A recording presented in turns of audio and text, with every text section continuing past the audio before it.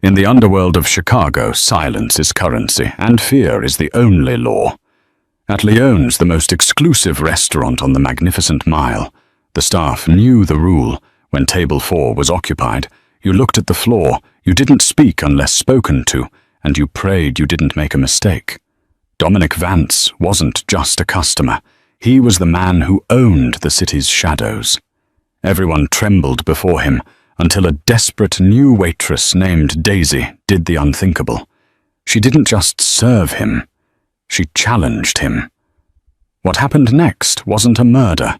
It was an obsession that would threaten to burn the entire city to the ground. This isn't a fairy tale. This is a war. The winter wind off Lake Michigan was brutal enough to cut through bone, but it was nothing compared to the chill inside Leone's whenever Dominic Vance walked through the door. It was a Tuesday, typically a slow night for the high-end Italian steakhouse located just off Wacker Drive. The restaurant was a cavern of mahogany velvet and low golden lighting, a place where politicians shook hands with union leaders and where dirty money was laundered through $500 bottles of Barolo. Daisy Jenkins stood by the service station, nervously smoothing the front of her black apron. She was 24, with tired eyes and hands that were chapped from working 3 jobs. She had only been at Leone's for a week. To her, this wasn't a career. It was a lifeline. With her father's gambling debts hovering over her family like a guillotine, and her younger brother Toby needing tuition for community college, Daisy needed the tips. She needed this job to work. But tonight, the atmosphere in the kitchen was frantic. "He's here," whispered distinctively terrified voice. It was Mr. Henderson, the floor manager. Henderson was a man who usually projected an air of pompous authority, but right now he looked like a man marching to the gallows. He was wiping sweat from his receding hairline with a linen napkin. "Who is here?" Daisy asked, stacking bread plates. "Vance," hissed Cargo, a veteran waiter with 20 years of experience. "Dominic Vance, the capo. He's early. His usual table isn't even prepped." Daisy frowned. She knew the name. Everyone in Chicago who read the crime columns knew the name Vance. They were construction waste management and shipping, allegedly. In reality, they were the reason bodies washed up in the Chicago River. "So we seat him," Daisy said, grabbing a pitcher of water. "It's a restaurant, Carlo. He eats food like everyone else." Carlo grabbed her wrist, his grip hard. "No, you listen to me, ragazza. You don't look him in the eye. You don't ask him how his day was. You pour the wine, you take the order, and you disappear. Last month, a runner spilled a drop of sauce near his cuff. That runner didn't get fired. He just stopped coming to work." "I can take the table," Daisy said. She didn't want to be brave, but she saw the paralyzing fear in Henderson's eyes. If the manager panicked, the service would crash and nobody would make money. Daisy couldn't afford a bad night. "I'll do it. Just give me the wine list." Henderson looked at her, as if she had volunteered to defuse a bomb with a hammer. "You're new. You don't know." "I know I need the tips, Mr. Henderson. Let me work."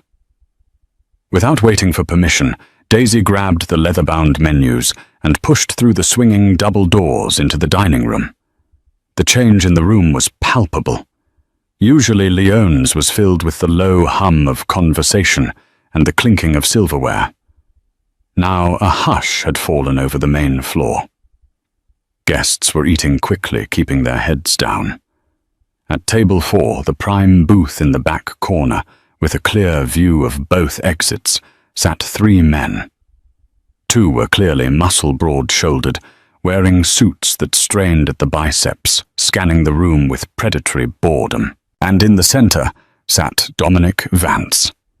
He didn't look like a monster. He looked like a CEO of a Fortune 500 company, perhaps a little sharper, a little colder. He was wearing a charcoal 3-piece suit that probably cost more than Daisy's entire year of rent.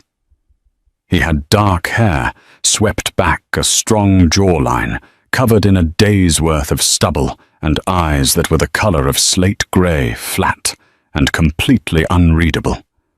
He was reading a message on his phone, completely ignoring the terrified room around him. Daisy took a breath, steeling herself. "Just a customer," she repeated internally. "Just a man with a wallet." She approached the table. The two bodyguards stiffened immediately, their eyes locking onto her hands. Daisy didn't flinch. She walked right up to the edge of the table.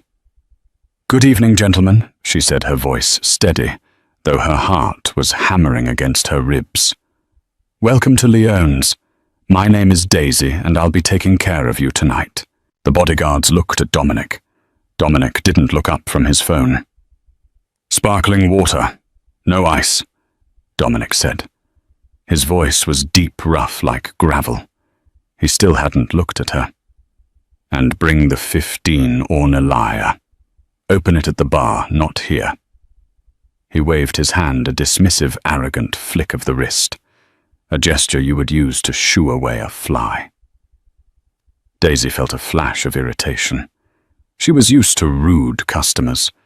She had worked in diners and dive bars before this, but something about his total erasure of her existence stung. "Certainly," Daisy said. "Would you like to hear the specials before I get the wine?" Dominic finally looked up. The contact was electric. His eyes were cold, assessing. He looked at her not as a person, but as an object that was malfunctioning. "Did I ask for the specials?" he asked softly. The dining room seemed to hold its breath. "No," Daisy replied, holding his gaze. "But the osso buco is excellent tonight, and the chef has prepared a fresh sea bass that isn't on the menu." One of the bodyguards, a man with a scar running through his eyebrow, leaned forward. "The boss said water and wine. Go get it." "I heard him," Daisy said, not breaking eye contact with Dominic. "I'm just doing my job." Dominic stared at her for a long, uncomfortable second. Then a corner of his mouth twitched. It wasn't a smile. It was a crack in the ice. "Water. Wine," Dominic repeated slowly. "Go." Daisy turned on her heel and walked away, her back straight. As she reached the safety of the service station, her hands began to shake. "You're insane," Carlo whispered, appearing beside her to load a tray.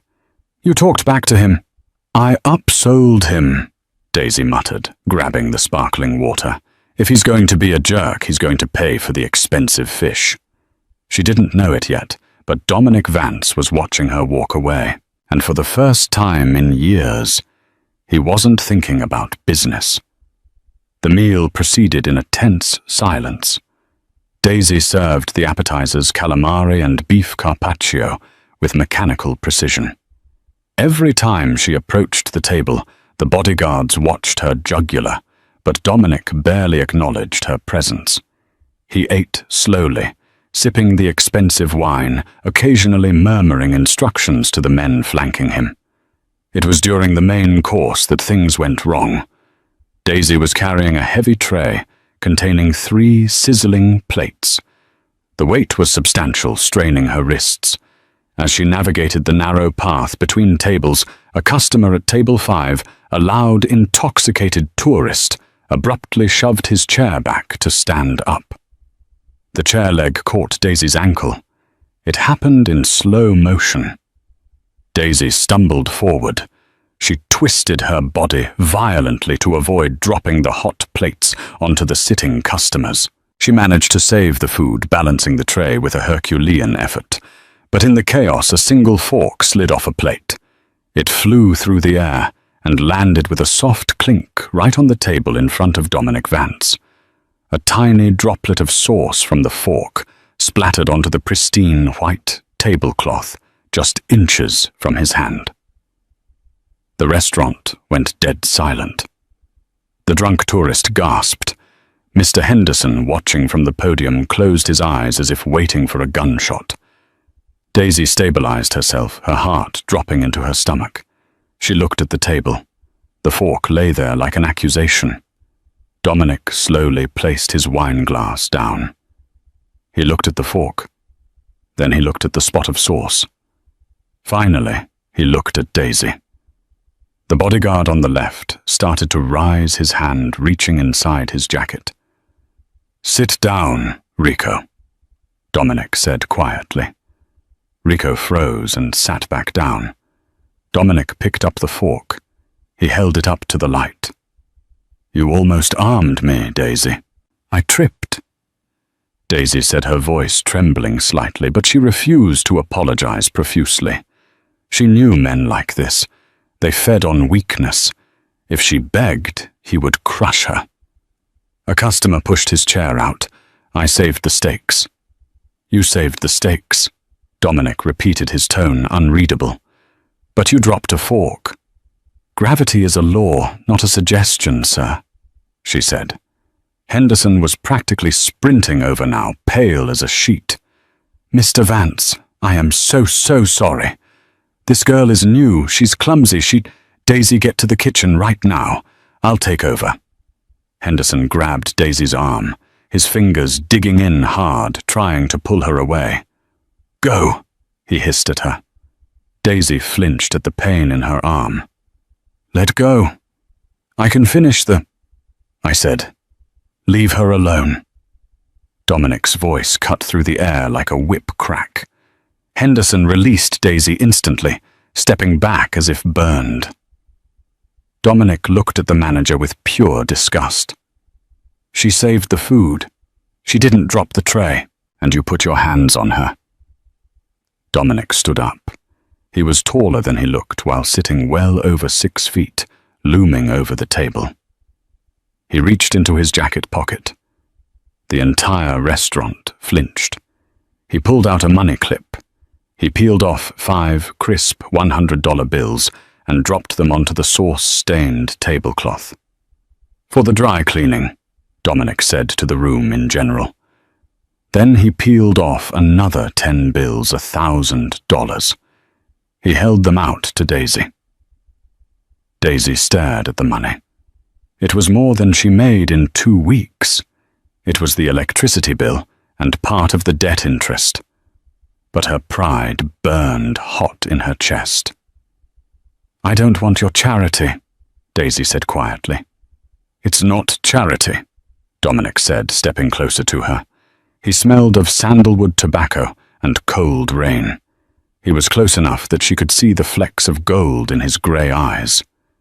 "It's hazard pay. Nobody stands up to Henderson, and nobody stands up to me." He took her hand, forced the money into her palm, and closed her fingers over it. His hand was rough, warm, and terrifyingly strong. "What time does your shift end?" he asked. "Why?" Daisy challenged, pulling her hand back. "Because," Dominic said, leaning in, so only she could hear, "the man who tripped you. He's been watching you all night. And he's not a tourist. You should be careful, Daisy Jenkins. The city isn't safe for brave little things like you." Before she could process what he meant, Dominic signaled his men. "We're leaving. Wrap the food." He walked out without looking back, his long coat billowing behind him. Daisy stood there, clutching the $1,000, her heart racing. She looked over at table 5. The drunk tourist was gone. He had vanished the moment Dominic stood up. She felt a chill crawl up her spine. This wasn't just a rude customer. She had just stepped into something far darker than she realized. Later that night, as Daisy exited the back alley door of Leone's, clutching her coat tight against the wind, she saw a black SUV idling at the corner. The window rolled down just an inch. She didn't stop. She walked faster toward the bus stop. But as she sat on the bus heading toward her cramped apartment in the South Side, her phone buzzed. It was a text from an unknown number. "Check your pocket." Daisy frowned. She reached into her apron pocket, which she had stuffed into her coat. Her fingers brushed against something hard and cold. She pulled it out. It was a black business card. No name. Just a symbol of a lion embossed in gold and a phone number. And on the back, written in elegant, sharp handwriting. For when you realize you need help. Daisy stared at the card. She wanted to throw it away. She wanted to pretend tonight never happened. But then she thought of her brother Toby and the debt collectors who had called yesterday threatening to break his legs. She put the card back in her pocket. Dominic Vance hadn't just tipped her. He had marked her. The bus ride to the south side was a 40-minute decompression chamber of flickering fluorescent lights and the smell of wet wool. Daisy sat near the back, her forehead resting against the cold glass, watching the city shift from the glittering skyscrapers of the Loop to the low, huddled brick bungalows of her neighborhood. The $1,000 Dominic Vance had forced into her hand felt heavy in her pocket, like a stone that was slowly heating up. It was a fortune. It was also a target. She got off at 47th Street, clutching her purse tight to her chest. The wind here didn't howl. It bit. It whistled through the cracked pavement and the boarded-up storefronts. Daisy walked quickly, head down, navigating the familiar geography of poverty. Avoid the corner by the liquor store. Cross the street before the flickering streetlight.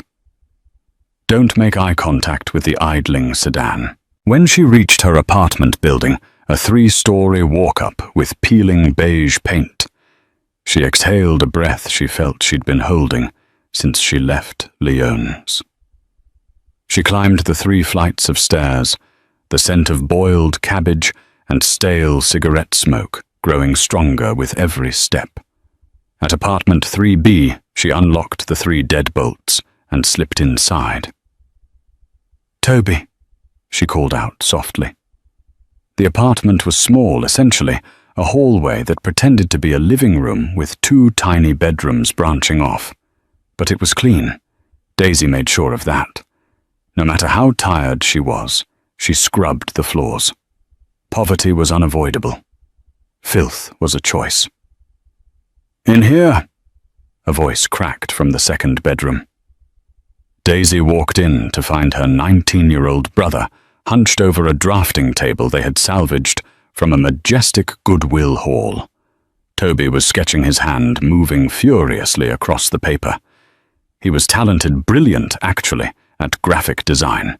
But talent didn't pay the rent, and it certainly didn't pay their father's debts. "You're home late," Toby said, looking up. He had the same dark hair as Daisy, but his eyes were softer, unhardened by the jobs Daisy had to work. "I was worried." "It was a busy night," Daisy lied. She walked over and kissed the top of his head.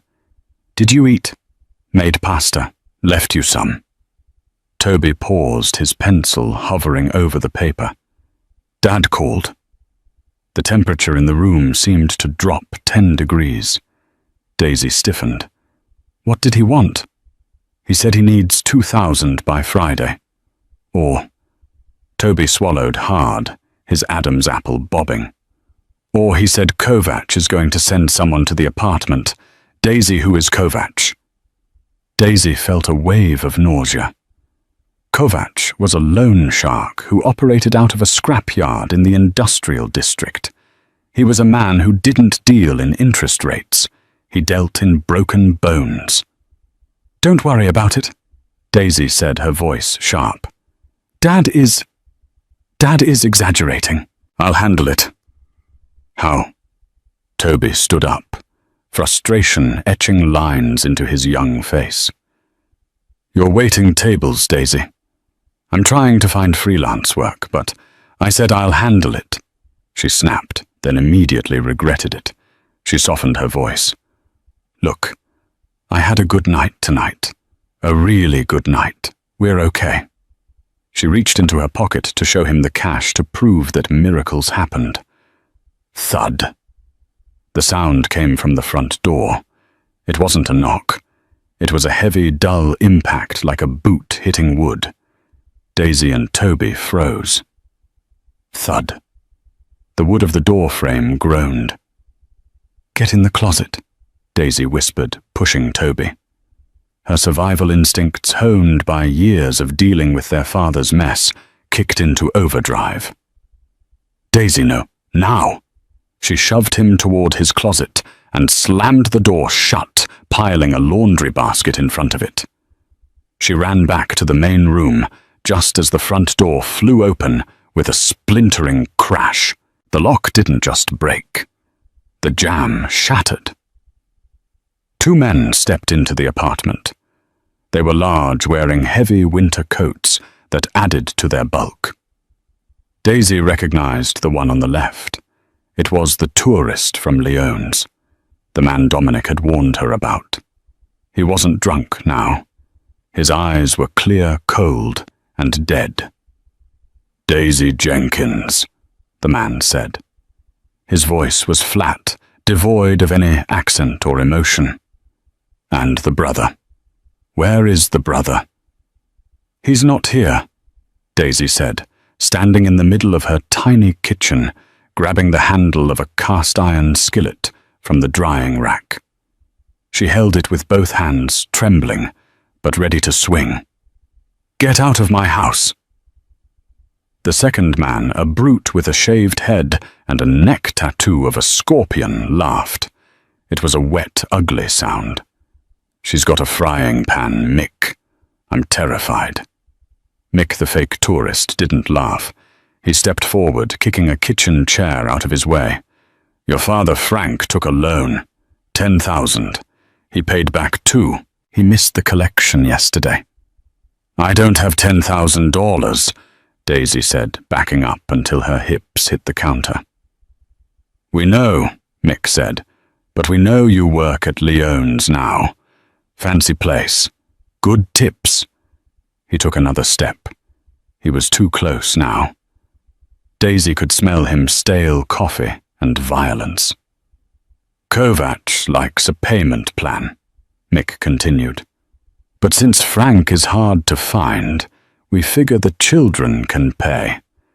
Every week you give us 80% of your tips. If you don't..."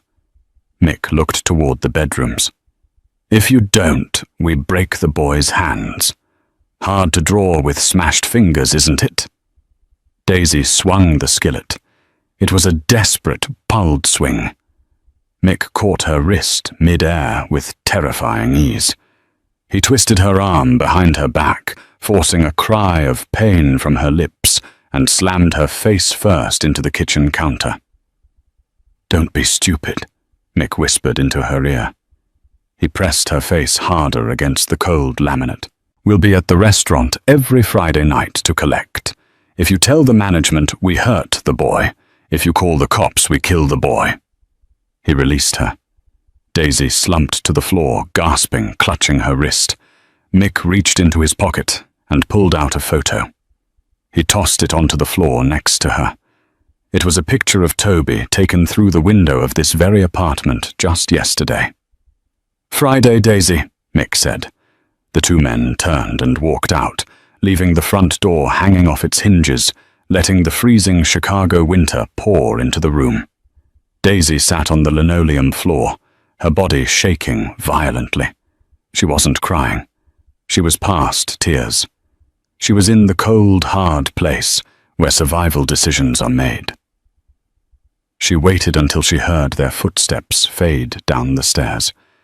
Then she crawled over to her coat, which had fallen off the hook during the scuffle. She dug into the pocket and pulled out the black card with the gold lion, for when you realize you need help. She looked at the shattered door. She looked at the bedroom where her brother was hiding. She dialed the number. The phone rang only once. "Yes." A male voice answered. Not Dominic. It sounded like the bodyguard, Rico. "This is Daisy Jenkins." she said, her voice sounding steadier than she felt. He gave me this number. There was a pause. Hold. 10 seconds of silence. Then the gravelly, deep voice that had haunted her thoughts for the last 4 hours. You called sooner than I expected, Dominic Vance said. I thought you'd wait at least 24 hours. They broke down my door, Daisy said. She didn't waste time with pleasantries. They threatened my brother. Kovach's men. Yes, a man named Mick. I know him, Dominic said. The line crackled with a low static. Are you safe right now? I don't know. Go to the window, Dominic instructed. Look down at the street. Tell me what you see. Daisy stood up, her legs wobbly, and moved to the window. She pulled back the cheap curtain. There's a black sedan. It's been idling there for 10 minutes. That's my car, Dominic said. I sent them to follow you when you left the restaurant.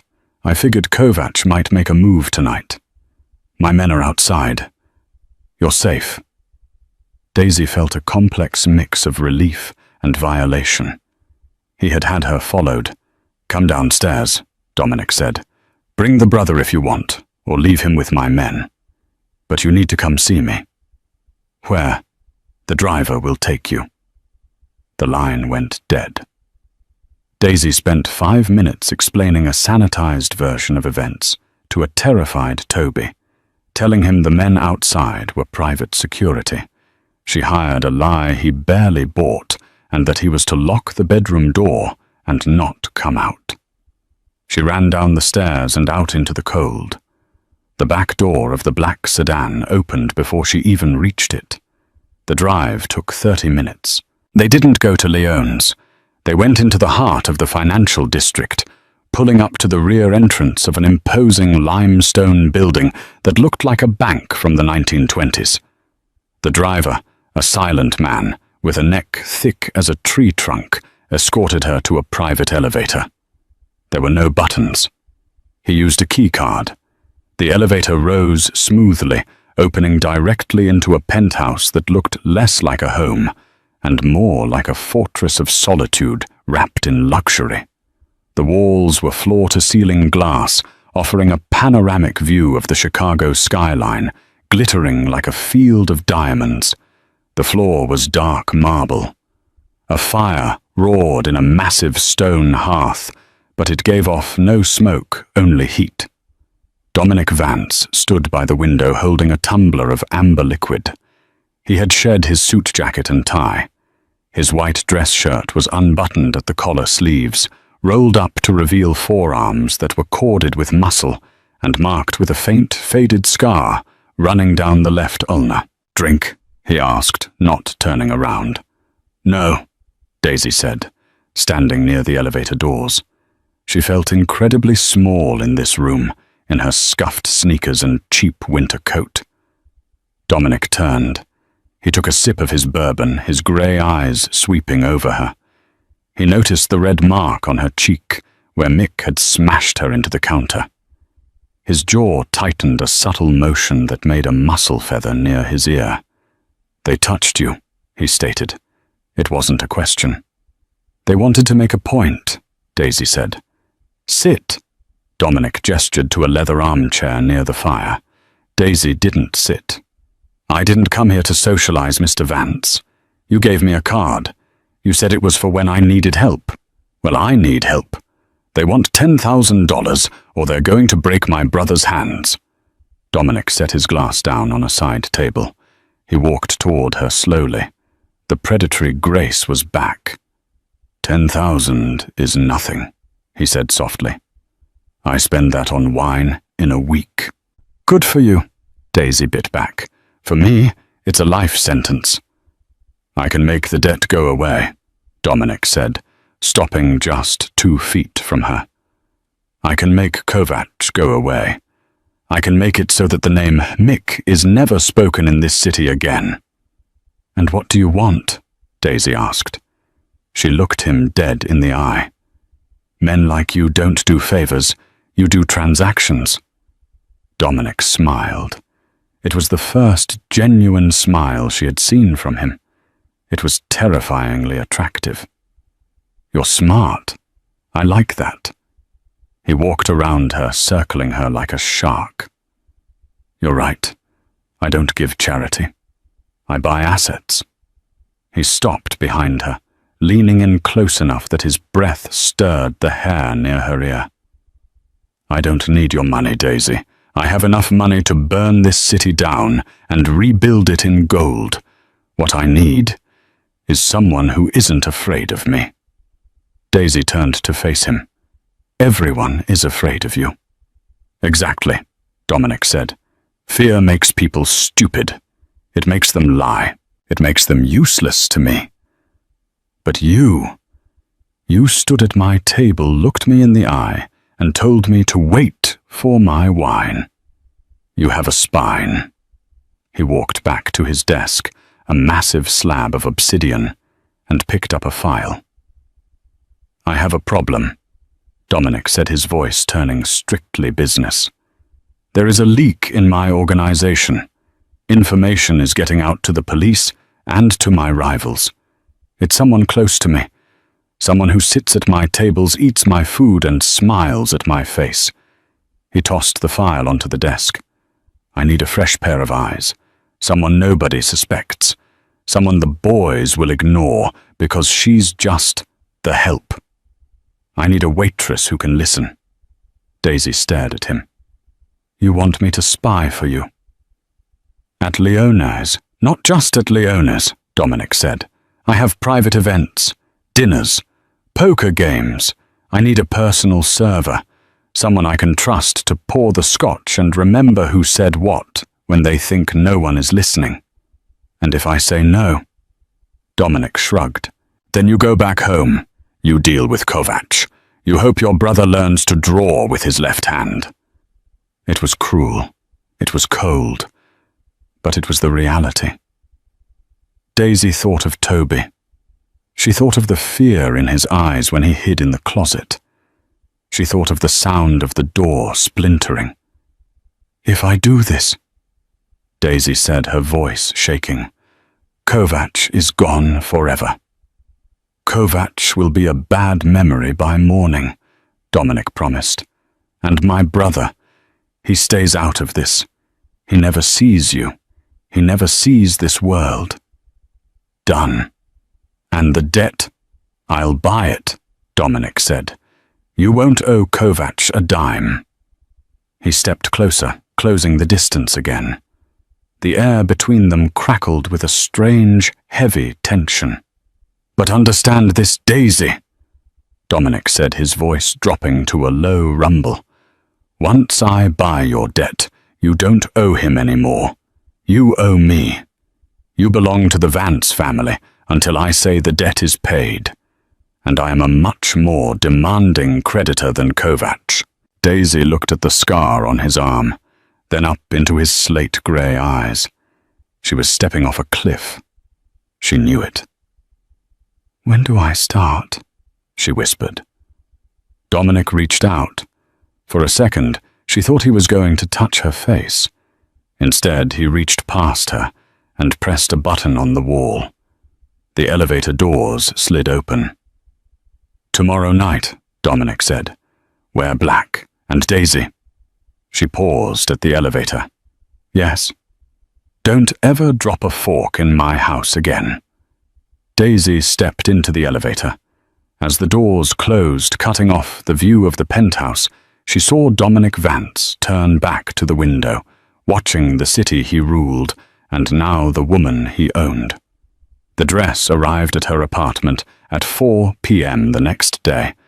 There was no note, just a garment bag emblazoned with the logo of a boutique on Oak Street, where appointments were mandatory and prices were never listed. Daisy unzipped the bag in her dim living room. Inside was a black cocktail dress. It was modest, high neck, long sleeves, but the fit was predatory. It was designed to cling to every curve, turning the wearer into a silhouette. Alongside it was a pair of heels that looked like weapons, and a simple instruction sent via text, Leone's.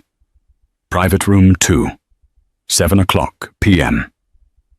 Listen. When Daisy walked into the back of Leone's that evening, the kitchen staff stopped. Even Carlo, who usually had a comment for everything, went silent.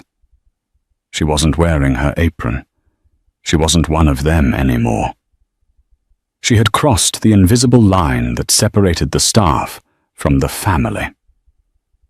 Mr. Henderson looked at her with a mixture of confusion and fear. He opened his mouth to bark an order, then saw the dress and the way she held her head. He snapped his mouth shut and pointed toward the heavy oak door at the back of the restaurant. Daisy took a breath, smoothed the fabric over her hips, and pushed the door open. Private room 2 was a world away from the main dining floor. The air here was heavy, smelling of aged leather, expensive cologne, and thick cigar smoke.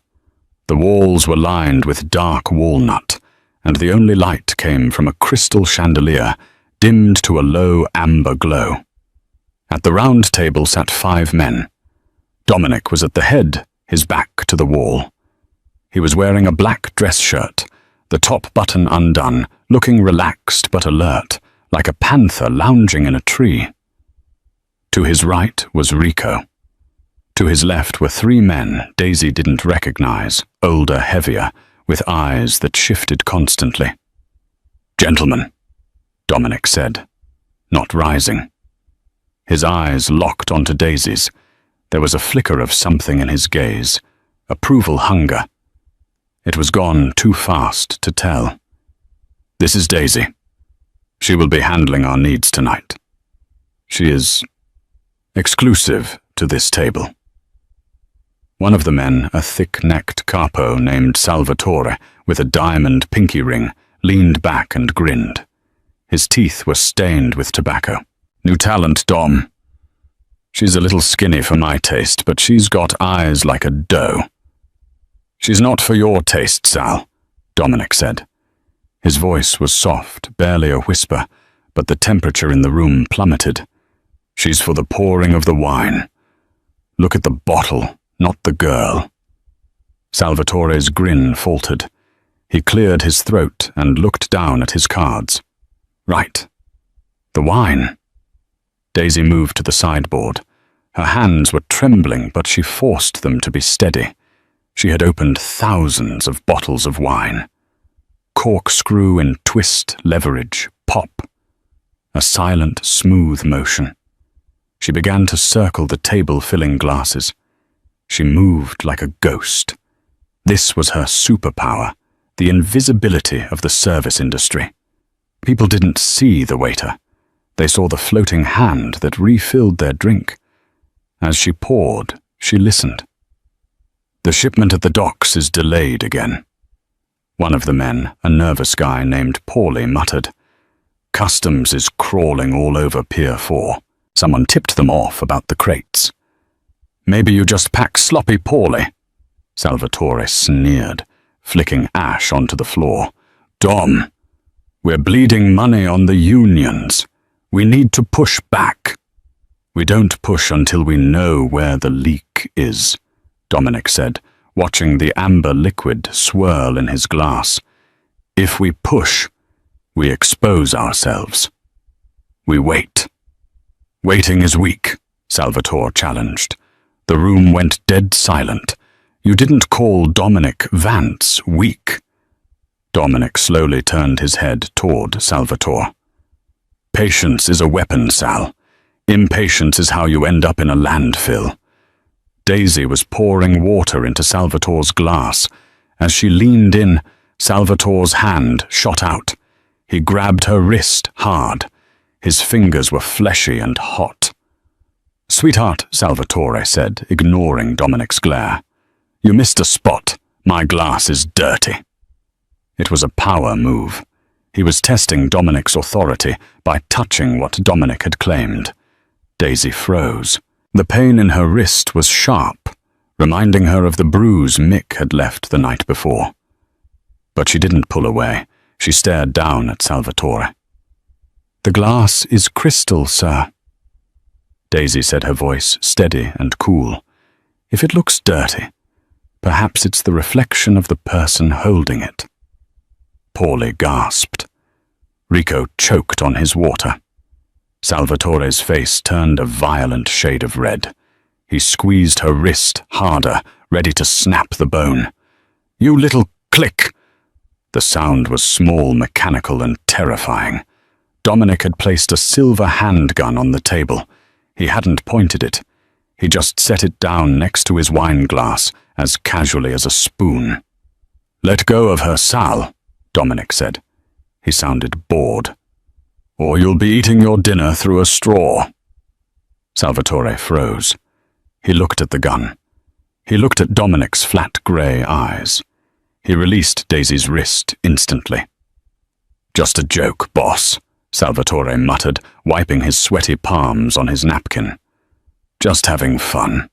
"Daisy," Dominic said, not looking away from Salvatore. "Come here." Daisy walked around the table to Dominic's side. "Give me your hand," he commanded. She extended her hand. Dominic took it. His grip was firm but gentle. He turned her wrist over, inspecting the red marks Salvatore's fingers had left on her pale skin. He ran his thumb over the skin, a touch that sent a jolt of electricity straight to Daisy's core. It was possessive. It was intimate. "Rico," Dominic said softly. "Get ice for her wrist." "I'm fine," Daisy whispered. "You're not fine." Dominic corrected her, looking up into her eyes. The intensity of his gaze made her knees weak. "You are my asset. Nobody damages my assets. Stand behind my chair for the rest of the night. If anyone needs a drink, they can ask you from there." Daisy stood behind him for the next 2 hours, her back against the walnut paneling. She watched everything. She watched who drank too much poorly. She watched who stayed sober, Dominic and Rico. And she watched Salvatore. She noticed that every time the conversation turned to the shipping routes, Salvatore didn't look at Dominic. He looked at his watch. And every time he looked at his watch, he tapped his left foot 3 times. It was a nervous tick, or a signal. By the time the meeting ended and the men filed out, leaving the room thick with tension, Daisy knew one thing for certain. Salvatore wasn't just rude. He was terrified. The door closed behind the last man. The room was suddenly vast and quiet. Dominic remained seated. He hadn't moved since the others left.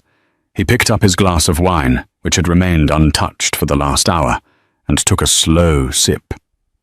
"You can sit," he said. Daisy didn't sit. She walked over to the table and began stacking the dirty plates. It was a defense mechanism. Cleaning meant order.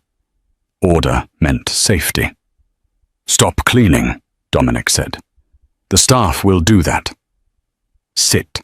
Daisy placed the plates down and sat in the chair Rico had vacated to Dominic's right. Her wrist throbbed. "Tell me what you saw," Dominic said.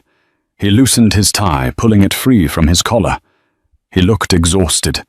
For a moment, the mask of the invincible Don slipped, revealing a man carrying the weight of a crumbling kingdom. "Paulie is an idiot," Daisy said bluntly. "He drinks too much because he's scared of you, but he's loyal. He looks at you like a dog looks at its master." Dominic chuckled darkly. "Accurate. And the others? The one in the grey suit. He's just there for the money. He barely listened. He just agreed with whoever spoke loudest." "And Salvatore?" Dominic asked. The name hung in the air. Daisy hesitated. This was the point of no return. If she spoke, she was condemning a man. If she was wrong, she was useless. "He's the leak," Daisy said. Dominic didn't blink. "Why? He didn't drink," Daisy said. "He pretended to. He raised the glass to his lips every time you proposed a toast, but the liquid level never went down. He wanted to stay sharp." "That's smart, not guilty," Dominic countered. He checked his watch 4 times. Daisy continued, her voice gaining confidence. At 7:15, 7:37:45, and 8 o'clock exactly. Each time he tapped his foot. And he has 2 phones. Dominic's eyes narrowed. 2. He put his main phone on the table, but when he went to reach for his lighter, his jacket opened. There's a burner phone in his inside pocket. The light from the screen blinked once. It was recording. Dominic went very still. The air in the room seemed to vanish. He was recording the meeting. Yes? Daisy said. The light was green. Audio recording. Dominic stood up slowly. He walked over to the window that looked out onto the alleyway. He stood there for a long time, his silhouette framed against the brick wall outside. "Do you know what you just did, Daisy?" he asked quietly. "I did my job. You just signed a man's death warrant." Daisy felt a cold shiver run through her. She looked at her hands. They looked the same as they had this morning, but they felt stained. She thought of Salvatore grabbing her wrist. She thought of the way he looked at her. "He threatened me," Daisy said, her voice hard. "And he's betraying you. I don't feel bad." Dominic turned around.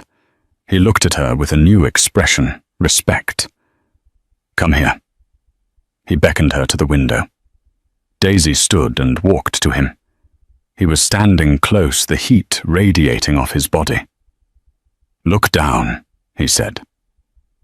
Daisy looked out the window.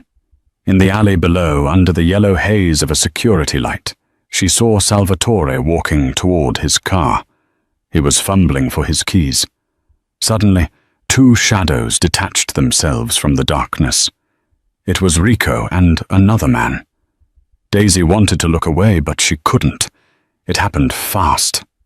There was no screaming, just a brief struggle, a flash of metal, and then Salvatore was being guided, dragged into the back of a waiting van. "He won't be coming back to Leone's," Dominic said. His voice was void of emotion. "Tonight we find out who he was recording for. Tomorrow the leak is plugged." He turned Daisy to face him. He placed his hands on her shoulders. His thumbs brushed against her collarbone, skimming the neckline of the black dress. "You have good eyes," Dominic murmured. "Dangerous eyes." "Is my debt paid?" Daisy asked, her heart hammering against her ribs. She was terrified of him, and yet she had never felt so alive. Dominic shook his head slowly. "The money." "Yes, that was pennies. But now you know my secrets, Daisy. You know how I operate. You know who dies and who lives." He leaned down, his face inches from hers. She could smell the bourbon on his breath. "You're in deep water now," he whispered. "You can't just walk away. If I let you go, my enemies will find you. They'll torture you to get to me. So I'm a prisoner." "No," Dominic said. His hand moved up to cup her jaw, tilting her head back. "You're protected. There's a difference." "It doesn't feel different," Daisy challenged him. Dominic's eyes dropped to her lips, then back to her eyes. The tension was unbearable, a magnetic pull that defied logic. "One day," Dominic said, his voice rough, "you'll realize that the safest place in this city is right here, standing next to the monster." He released her abruptly, stepping back as if he had been burned. "Rico is busy," Dominic said, adjusting his cuffs, the mask of the boss sliding back into place. "I'll drive you home myself." "That's not necessary." "It is," Dominic said, "because now that Salvatore is gone, whoever he was working for is going to be looking for the person who exposed him. You have a target on your back, Daisy." He opened the door of the private room, holding it for her. "Welcome to the family," he said grimly. Daisy walked out, the heels clicking on the hardwood floor. She realized with a sinking feeling that she wasn't just working for the Mafia anymore. She was becoming part of it. And worse, she was starting to trust the man holding the gun. The interior of Dominic's car, a matte black Aston Martin, was a sanctuary of silence and leather. Outside the city of Chicago was a blur of wet pavement and streaking lights. But inside, the world felt suspended. Dominic drove with one hand on the wheel. His movements relaxed, yet precise. He didn't drive like a man in a hurry. He drove like a man who owned the road. Daisy sat in the passenger seat, watching his profile in the intermittent flashes of passing streetlights. "You're quiet," Dominic said, his eyes scanning the mirrors. "I'm processing," Daisy replied, leaning her head against the cool window. "Yesterday I was worried about paying the electric bill. Tonight I just watched a man get kidnapped because I noticed he tapped his foot. You saved lives tonight, Daisy. Just not his." "I saved your life," she corrected him. Dominic glanced at her, a faint smirk touching his lips. "Maybe I should give you a raise." "I don't want a raise. I want to know if this is my life now, looking over my shoulder, wondering who's recording me." Dominic downshifted as they approached a red light in a deserted industrial corridor near the river. The engine growled low and deep. "You don't have to look over your shoulder," Dominic said, his voice dropping an octave. "That's what I'm for." The light turned green. Dominic didn't move. Daisy frowned. "Green means go, Dominic." "Hold on," he said sharply. His relaxed demeanor vanished instantly. His muscles coiled tight beneath his shirt. He had seen something she hadn't. A sedan parked across the intersection had its lights off. Then blinding high beams flooded the cabin. "Get down!" Dominic roared. He slammed his hand onto Daisy's head, forcing her down toward the dashboard, just as the windshield shattered. Crack. Crack. Crack. Bullets hammered into the reinforced glass.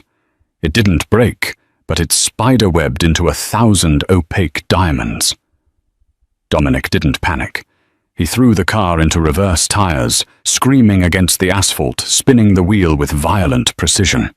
The car fishtailed, swinging around 180 degrees. "Stay down," he commanded. Another car screeched out from the alley behind them, blocking their retreat. It was a trap. Salvatore's backups had been waiting. 2 cars. 4 shooters. Dominic calculated aloud, his voice devoid of fear, filled only with cold, tactical rage. He reached under his seat and pulled out a submachine gun, sleek black and terrifying. "Daisy, listen to me," he said, his hand gripping her shoulder hard. "I'm going to open my door. When I do, you slide into the driver's seat. You drive. You don't stop for anything. You go to the police precinct on 35th. Do you understand?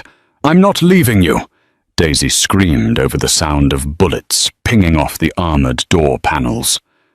"Do as I say," Dominic snarled. It was the voice of the capo, the monster. He kicked his door open and rolled out onto the pavement, firing before he even hit the ground. The sound was deafening. Daisy curled into a ball, covering her ears. She heard shouting, the roar of engines, and the rhythmic thump-thump of Dominic's weapon answering the chaotic fire of the attackers. Then silence. It lasted for 10 seconds. To Daisy it felt like 10 years. "Dominic," she whispered. No answer. She scrambled up, ignoring his orders, and looked out the shattered driver's side window.